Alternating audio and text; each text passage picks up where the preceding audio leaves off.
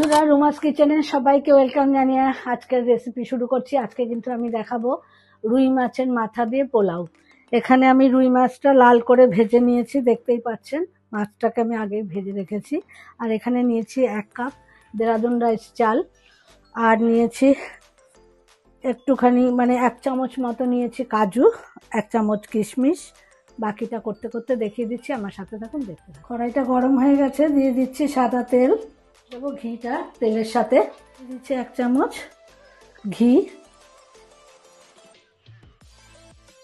এর মধ্যে দিয়ে দিচ্ছি 2টো গোটা তেজপাতা, 3টে এলাচ, 5-6টা লবঙ্গ, 5-6টা দিয়ে দিচ্ছি গোলমরিচ, 3 টুকরো দারচিনি আর একটা স্টার আনিস। স্ট্রেনারের মধ্যে চালটা ধুয়ে রেখে দিয়েছিলাম, জলটাকে ঝরিয়ে রেখেছি। এবার ঘি তেলের মধ্যে দিয়ে দিচ্ছি চালটাকে। 5 মিনিট মতো একটু নাড়াচাড়া করব।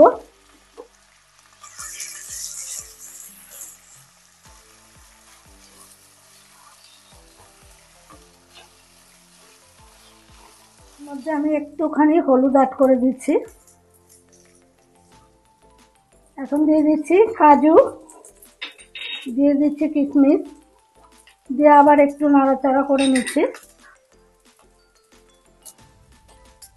1 কাপ আমি চালটা দিয়েছি, তাই এই কাপে 2 কাপ আমি জলটা দেব।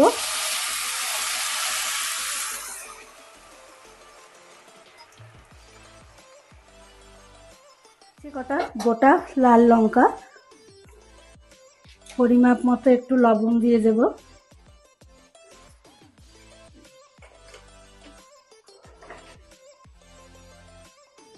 দিয়ে দিচ্ছি একটুখানি মিষ্টি, দিচ্ছি লেবুর রস। রাইসটা একদম ঝরঝরে থাকবে। এবার আমি ঢেকে দিচ্ছি 10-15 মিনিটের জন্য। মাথাগুলো এর উপরে অ্যাড করে দিচ্ছি, ভেঙে দেব না আমি, কাঁটাটা ছড়িয়ে গেলে পরে আমি ভেঙে দেব। এবার ঢেকে দিচ্ছি। বন্ধুরা, ঢাকনাটা তুলে আমি এখন দেখে নিচ্ছি। দেখুন, চালটা কিন্তু সেদ্ধ হয়ে গেছে। এখন আমি ওপর দিয়ে বেরেস্তাটা ছড়িয়ে দিয়ে আমি স্ট্যান্ডিং টাইমে 5 মিনিট রেখে আপনাদের সামনে সার্ভ করে দেখাচ্ছি।